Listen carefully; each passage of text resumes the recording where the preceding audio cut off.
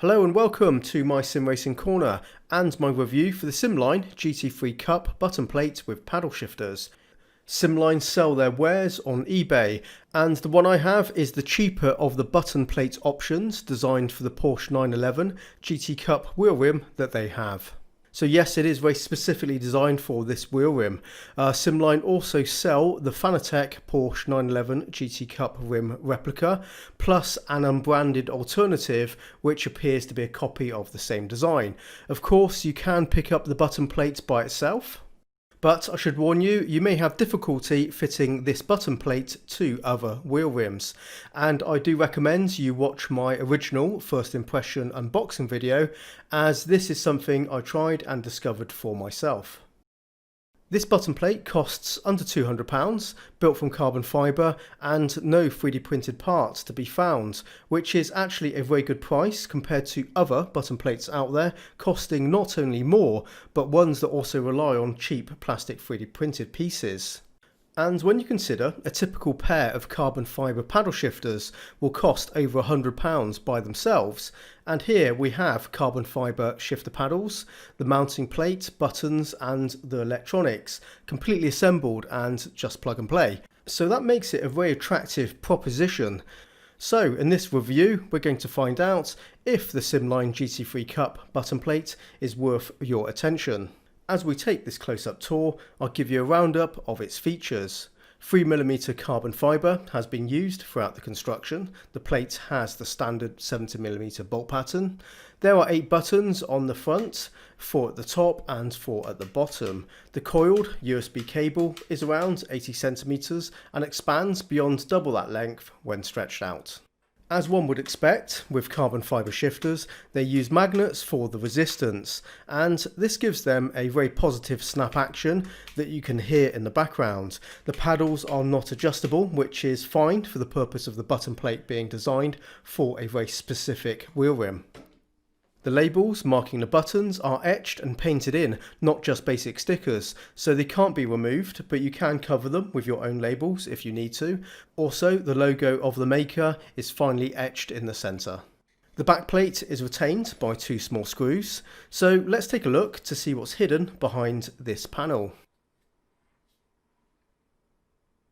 This is a custom controller board for the buttons and fits neatly in the middle of the plastic frame, surrounded by the mounting bolt holes.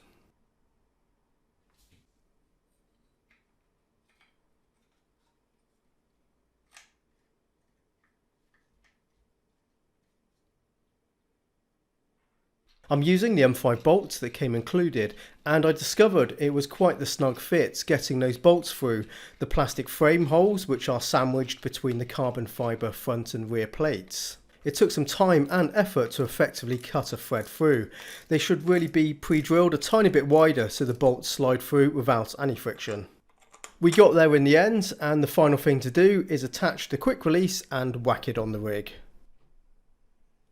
But before I do that, I'm sure you'd like to have a look around to see what it looks like with the wheel.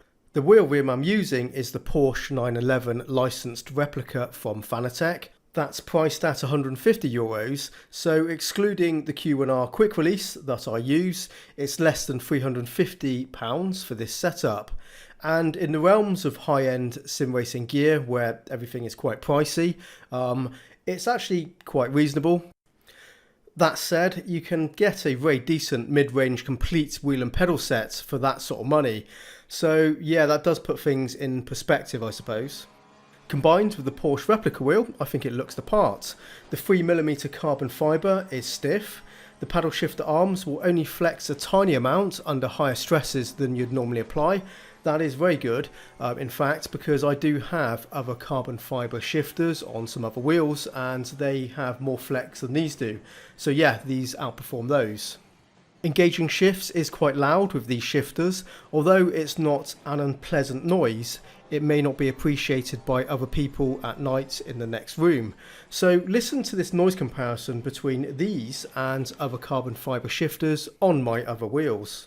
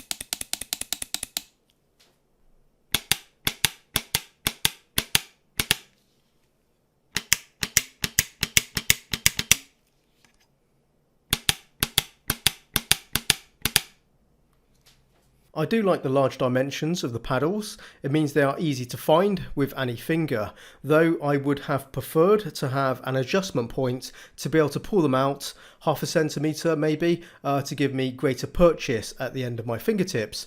I found them a fraction far in than I'd normally want them to be set. The coiled USB cable is just about long enough for my setup, but I do feel that half a length longer would have been better.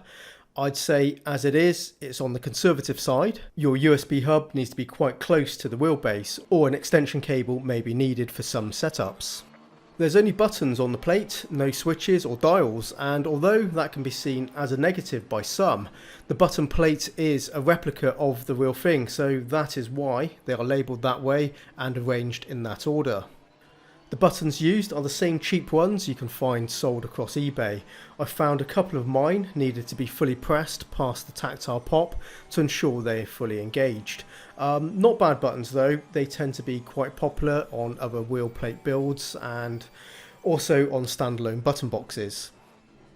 Overall, past the minor things I've mentioned, none of which are individually significant problems, it's a decent piece of kit, and certainly for the money, I'm happy with how much it cost.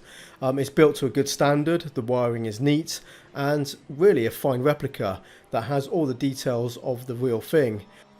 In combination with this Fanatec wheel, it's a very tidy piece. So a nice addition to my collection. I'm pretty glad to have it. So you'll certainly see it popping up in regular sim racing video content in the future. Yeah, to be able to drive the same wheel that's used in the actual car is pretty cool, I must admit. And I think that should be it for this review, so I hope you found something useful in this video if you've been interested in this SimLine button plate. There's an eBay link in the video description and also pinned to the comments. So as always, thank you very much for watching and subscribing. I will be back soon with something new, so please stay tuned. Happy simming and bye bye.